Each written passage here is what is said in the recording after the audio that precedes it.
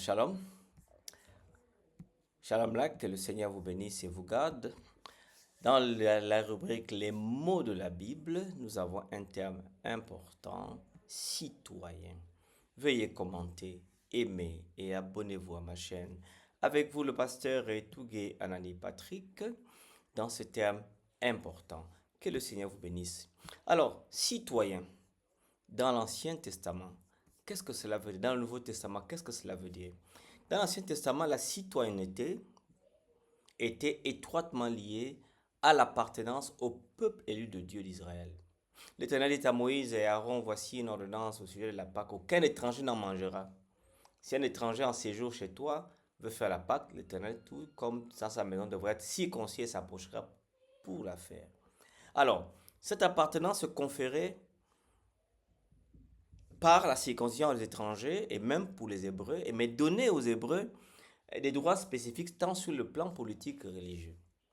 En grec, le droit de cité, c'est politeia, qui signifiait que l'hébreu avait des privilèges tels que le suffrage et la participation aux cérémonies religieuses importantes comme la Pâque. Donc, ils étaient autorisés à prendre la Pâque. La citoyenneté hébraïque s'obtient par contre par la naissance et par la circoncision, comme je le dis. Ce symbole d'alliance avec Dieu conférait la citoyenneté, aussi des protections notamment pour les esclaves israélites qui ne pouvaient être réduits à un servage permanent. De plus, la loi hébraïque garantissait le droit de propriété foncière et la terre pouvait être rachetée si elle était vendue, protégeant ainsi la famille de l'exploitation définitive. L'esclavage dans la Bible était traité différemment de ce que l'on voit dans d'autres civilisations. Bien que l'esclave ou l'esclavage exista en Israël, cela a été strictement réglementé par la loi mosaïque. Un esclave hébreu devait être libéré après 6 ans de service et il ne devait pas être traité avec cruauté. Il pouvait même épouser la fille de la maison. L'Ancien Testament interdit également de remettre un esclave de façon péremptoire, abusive. On ne pouvait pas réduire une personne à l'esclavage de façon permanente. Et l'Ancien Testament donc strictement donc protégé, encadré. Il ne devait pas être traité avec cruauté. Un esclave hébreu devait être libéré après 6 ans, comme nous avons dit. L'Ancien Testament interdit également de remettre un esclave en fuite à son maître. Parce qu'il fallait faire une enquête pour savoir de quoi il s'agissait, pourquoi il a fui. Deutéronome chapitre 23, versets 15 à 16 enseigne la jurisprudence à ce niveau. Ce qui constitue une protection supplémentaire contre l'oppression qui n'existait pas dans d'autres royaumes congénères. Ce traitement plus qu'humain des esclaves reflète le souci de Dieu pour la justice et l'équité. Le concept donc de citoyenneté, dans le monde gréco-romain, aussi bien qu'il diffère de celui d'Israël, apporte un éclairage sur les privilèges politiques et sociaux chez les esclaves, chez les citoyens.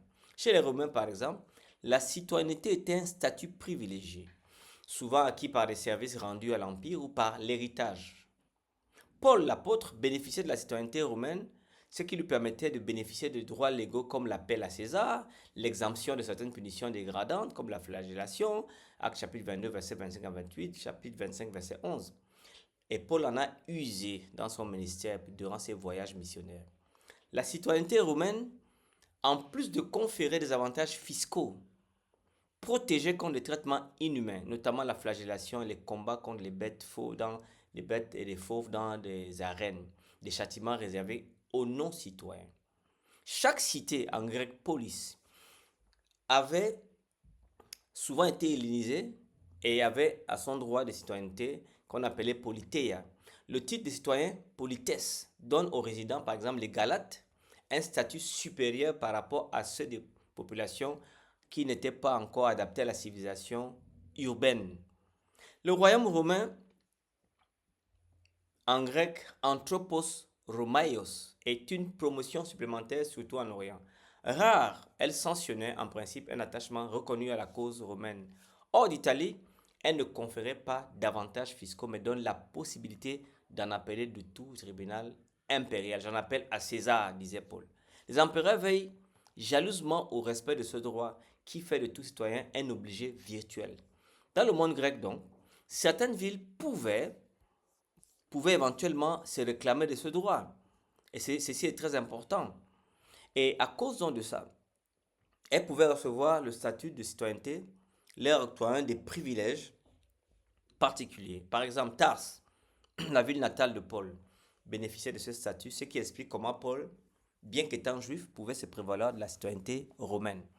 D'autres villes comme Athènes ou Éphèse jouissaient aussi de ce privilège et par conséquent étaient donc des privilégiés euh, euh, des citoyennes romaines.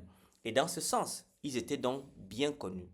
En application de la citoyenneté romaine, nous avons la citoyenneté céleste contrepartie de la citoyenneté terrestre. Nous avons donc deux nationalités. Nous sommes binationaux. L'enseignement biblique va plus loin en liant la citoyenneté terrestre à une réalité spirituelle. Paul enseigne aux Éphésiens qu'avant leur conversion, ils étaient exclus de la citoyenneté d'Israël, privés des promesses divines. Actes chapitre 16, verset 37, Actes chapitre 22, verset 25, Éphésiens chapitre 2, verset 12. Mais en Christ, nous obtenons une réconciliation avec Dieu et nous devenons ainsi citoyens de la Nouvelle Jérusalem, une réalité qui est toute spirituelle. Philippiens chapitre 3, verset 20. Pierre, quant à lui, l'apôtre Pierre, rappelle aux croyants qu'ils sont des étrangers, des voyageurs sur cette terre, car notre véritable patrie est au ciel. Cela appelle les chrétiens à réfléchir sur cette double nationalité, cette double citoyenneté terrestre avec des droits et des responsabilités, et céleste avec une appartenance spirituelle à Dieu. La citoyenneté appelle à un comportement exemplaire ici-bas, sachant que notre héritage ultime se trouve dans les cieux, là où Christ prépare une place pour nous. Hébreux chapitre 11, verset 13 à 16, Jean chapitre 14, verset 2. Restez connectés. La semaine prochaine, nous avons un terme capital, important, clé. Que le Seigneur vous bénisse et vous garde.